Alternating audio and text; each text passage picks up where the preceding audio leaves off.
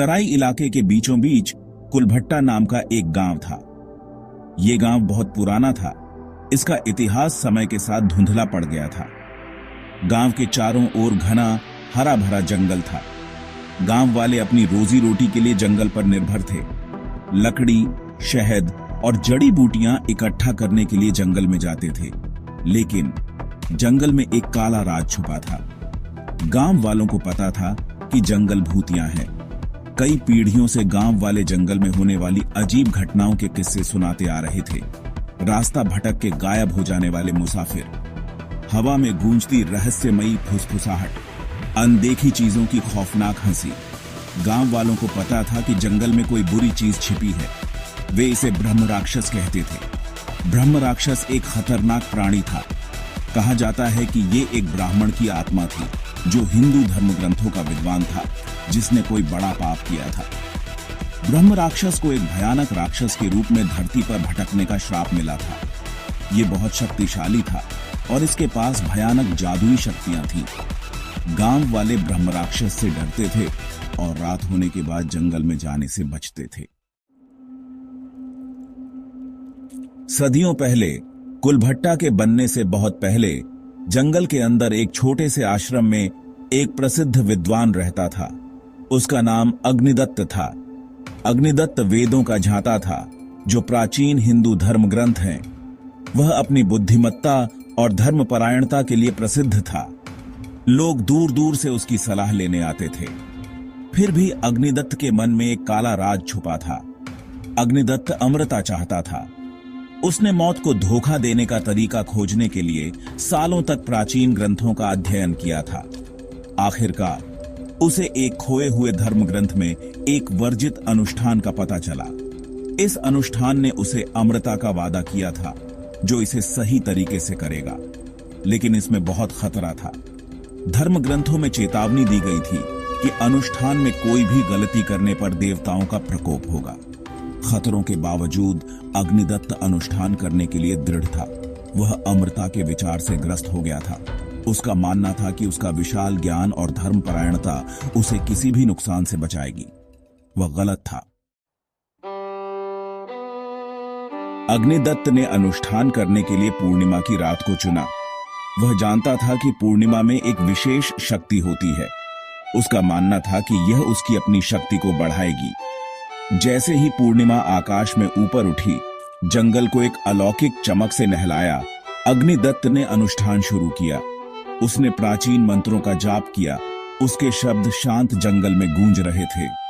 उसने देवताओं को प्रसाद चढ़ाया, उनसे अपनी मनोकामना पूरी करने की विनती की। जैसे जैसे रात आगे बढ़ी, अनुष्ठान की तीव्रता बढ़ती गई।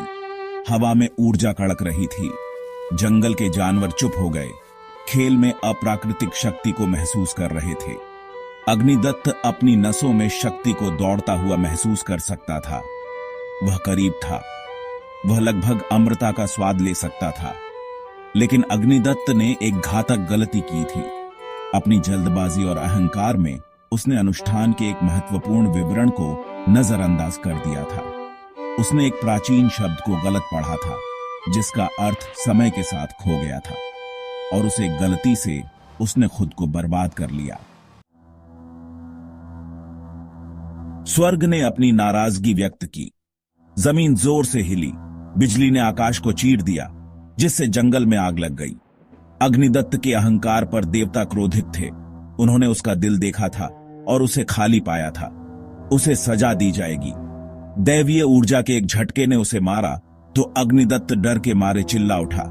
उसका शरीर टेढ़ा हो गया, हड्डियां टूट गईं और फिर से बन गईं। मांस पिघल गया और फिर से जम गया। उसका मन अकल्पनीय दर्द से व्याकुल था, क्योंकि उसका सार ही मुड़ और विकृत हो गया था।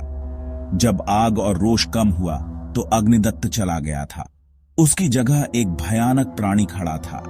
यह ब्रह्म राक्षस था। ब्रह्म राक्षस एक घृणित प्राणी था। यह अग्निदत्त के पूर्व स्वरूप का एक भयानक मजाक था। उसकी त्वचा काली पड़ गई थी। उसकी आंखें नारकीय प्रकाश से जल रही थीं और उसका मुंह रेजर नुकीले दांतों की पंक्तियों से भरा था। वह दर्द और क्रोध से दहाड़ता था। उसकी आवाज एक कर्कश आवाज थी, जिसने जंगल की नींव को हिला दिया था। ब्रह्म राक्षस शुद्ध द्वेष का प्राणी था, जो एक अतृप्त भूख और प्रतिशोध की प्यास से प्रेरित था। यह धरती पर विचरण करेगा, देवताओं के प्रकोप की एक भयानक याद दिलाता है। भाग 5। हवा में फुसफुसाहट। सदियों से ब्रह्म राक्षस की कहानी इस क्षेत्र के लोकगीतों में गहराई से समा गई थी। आसपास की बस्तियों के ग्रामीणों ने प्राणी के क्रोध के किस्से सुनाए। उन्होंने इसकी खौफनाक चीखों के बारे में बताया, जो रात में गूंजती थीं, किसी भी मूर्ख के दिल में दहशत पैदा करती थीं, जो अंधेरे के बाद जंगल में फंस जाता था। इस क्षेत्र से गुजरने वाले यात्रियों को जंगल से दूर रहने की चेतावनी दी गई थी। कई लोगों ने इन कहानियों को केवल अंधविश्वास कहकर खारिज कर दिया। वे गलत थे। ब्रह्म राक्षस असली था। यह जंगल की छाया में दुबका रहता था, मनुष्यों के भय और अज्ञान का शिकार करता था। यह एक द्वेषपूर्ण प्राणी था, जो जीवित मांस के लिए एक अतृप्त भूख और अपने रास्ते में आने वाले सभी लोगों पर दर्द और पीड़ा पहुंचाने की इच्छा से प्रेरित था। इसकी उपस्थिति ही हवा को ठंडा करने के लिए पर्याप्त थी, यहां तक कि सबसे बहादुर आत्माओं की रीढ़ की हड्डी में भी कंपकंपी भेजती थी। और जंगल, जो कभी शांति और सुकून की जगह था, एक भूतिया बंजर भूमि बन गया था। एक मनहूस रात कुलभट्टा के कुछ युवक जंगल में गए। गांव के मुखिया के बेटे विजय के नेतृत्व में वे अपनी बहादुरी साबित करने और उस जानवर का शिकार करने के लिए दृढ़ थे, जिसने पीढ़ियों से उनके गांव को आतंकित किया था। कच्चे हथियारों से लैस और युवा अहंकार से प्रेरित होकर वे ब्रह्म राक्षस के क्षेत्र में गहराई तक चले गए। विजय, अपने शुरुआती बिस्वां दशा का एक हट्टा कट्टा युवक, अपने पिता को गौरवान्वित करने के लिए दृढ़ था। उसने बचपन से ही ब्रह्म राक्षस के अनगिनत किस्से सुने थे। जब भी उस प्राणी का जिक्र होता था तो उसने बड़ों की आंखों में डर देखा था। वह अपने गांव को इस संकट से हमेशा के लिए छुटकारा दिलाने के लिए कृत संकल्पित था। जैसे जैसे वे जंगल में आगे बढ़ते गए, हवा में भय का स्पष्ट एहसास होने लगा। जंगल की एक बार परिचित आवाजें फीकी पड़ने लगीं। उनकी जगह एक भयानक सन्नाटा ने ले ली, जो चारों तरफ से उन पर दबाव बना रहा था। चांदनी, जो पहले उनके रास्ते को रोशन करती थी, अब ऊपर की ओर पत्तों की एक मोटी छतरी से ढंक गई थी, जिससे वे घोर अंधेरे में डूब गए थे। वे अकेले थे, एक अनदेखे दुश्मन से घिरे हुए थे। मुसीबत का पहला संकेत धीमी गड़गड़ाहट के रूप में आया, जो पृथ्वी से ही निकलती प्रतीत हो रही थी। युवक ठिठक गए, उनके दिल उनकी छाती में धड़क रहे थे। उन्होंने बेतहाशा चारों ओर देखा। उनकी आंखें अंधेरे में घुसने की कोशिश कर रही थीं, लेकिन वे कुछ नहीं देख सके। गड़गड़ाहट फिर से आई, इस बार करीब। उसके बाद भारी सांस लेने की आवाज आई। दहशत फैलने लगी। विजय ने अपना संयम बनाए रखने की कोशिश करते हुए अपने साथियों से फुसफुसाते हुए कहा, पास रहो, कुछ भी हो जाए, घबराओ मत। लेकिन उसके शब्द डरे हुए नजरों से मिले। वे अपनी गहराई से बाहर थे और वे इसे जानते थे। अचानक रात के सन्नाटे को चीरती हुई एक खून जमा देने वाली चीख निकली। युवकों में से एक, रमेश नाम का एक लड़का, जो समूह से थोड़ा दूर भटक गया था, अविश्वसनीय बल के साथ झाड़ियों में खींच लिया गया। उसकी चीखें शुरू होते ही बंद हो गईं। एक भयानक सन्नाटा छा गया, जो किसी भी आवाज से ज्यादा भयानक था। बचे हुए लोग दहशत में जमे हुए खड़े थे। उनका दिमाग अभी अभी जो हुआ था उसे समझने के लिए संघर्ष कर रहा था। उन्होंने अपने हमलावर को नहीं देखा था, लेकिन वे रमेश को झाड़ियों से घसीटे जाने की आवाज सुन सकते थे। किसी अनदेखी ताकत द्वारा उसका शरीर फाड़ा जा रहा था। विजय, उसका खून ठंडा हो रहा था, जानता था कि उन्होंने एक भयानक गलती की है। वे ब्रह्म राक्षस के लिए कोई मुकाबला नहीं थे। भागो, वह चिल्लाया। आखिरकार अपने लकवे से मुक्त हो गया। वे अपनी एड़ी पर मुड़कर जंगल से आंख बंद करके भागे। उस भयावहता से बचने के लिए बेताब थे जो उन पर आ पड़ी थी। लेकिन ब्रह्म राक्षस अभी उनका काम खत्म नहीं कर पाया था। इसने उनका लगातार पीछा किया। इसके भारी कदम उनके पीछे मौत की घंटी की तरह बज रहे थे। प्राणी उनके साथ खिलवाड़ करता था, उन्हें जंगल में गहराई तक ले जाता था। उसकी कर्कश आवाजें और खून जमा देने वाली चीखें उनके चारों ओर गूंज रही थीं। वे अंधेरे में उसका पीछा करते हुए उसकी गर्माहट, बदबूदार सांस अपनी गर्दन पर महसूस कर सकते थे। उनके आतंक का स्वाद ले रहे थे।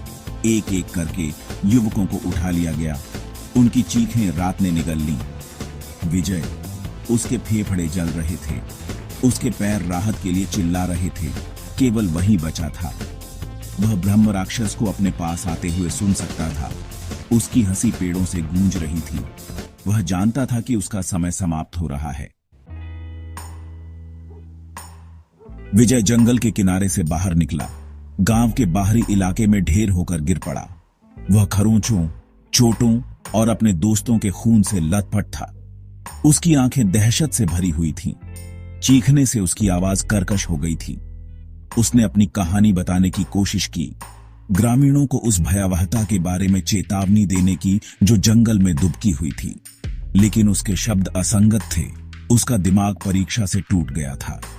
उसके आने से जागे हुए ग्रामीण उसके चारों ओर इकट्ठा हो गए। उनके चेहरों पर चिंता और अविश्वास का मिश्रण था। विजय के पिता ग्राम प्रधान ने अपने बेटे को शांत करने, उसकी बकवास का अर्थ निकालने की कोशिश की, पर कोई फायदा नहीं हुआ। विजय फिर कभी पहले जैसा नहीं रहा। वह उस रात की याद में सताया हुआ अपना जीवन व्यतीत करता था। उसका दिमाग टूट गया था। उसकी आत्मा कुचल गई थी। ब्रह्म राक्षस फिर कभी नहीं देखा गया। कुछ लोग कहते हैं कि यह अभी भी कुलभट्टा जंगल की छाया में दुबका हुआ है, अपने अगले शिकार की प्रतीक्षा कर रहा है। दूसरों का मानना है कि अंततः उसे शांत कर दिया गया। उसकी भूख शांत हो गई। उसका बदला पूरा हो गया। लेकिन किंवदंती बनी रहती है, पीढ़ी दर पीढ़ी चली आ रही है। मानव आत्मा के दिल में छिपे अंधेरे और अनियंत्रित महत्वाकांक्षा की भयानक कीमत की एक भयावह याद दिलाती है। अंधेरा होने के बाद जंगल में जाना मना है। कुलभट्टा के ग्रामीण भाग्य को ललकारने से बेहतर जानते हैं। ब्रह्म राक्षस भले ही चला गया हो, लेकिन उसकी याद बनी रहती है। कैंप फायर के आसपास फुसफुसाई जाने वाली एक सावधान करने वाली कहानी एक याद दिलाती है कि कुछ चीजों को अछूता छोड़ देना ही बेहतर होता है। जंगल अपने रहस्यों को अपने पास रखता है और ग्रामीणों को उन रहस्यों को जानने से बेहतर पता है। ब्रह्म राक्षस का क्या हुआ? क्या ये सचमुच चला गया है या ये सुप्त है, फिर से उठने के लिए सही समय की प्रतीक्षा कर रहा है? इसका जवाब मेरे दोस्तों समय के साथ खो गया है। लेकिन एक बात निश्चित है, जंगल में कई रहस्य हैं और कभी कभी उत्तर न जानना ही बेहतर होता है। अगर आपको डर की ये कहानी पसंद आई हो तो और भी रूह कंपा देने वाली कहानियों के लिए हमारे चैनल को सब्सक्राइब करें। और याद रखें प्यारे श्रोताओं, कभी कभी सबसे डरावने राक्षस वे होते हैं जिन्हें हम खुद बनाते हैं।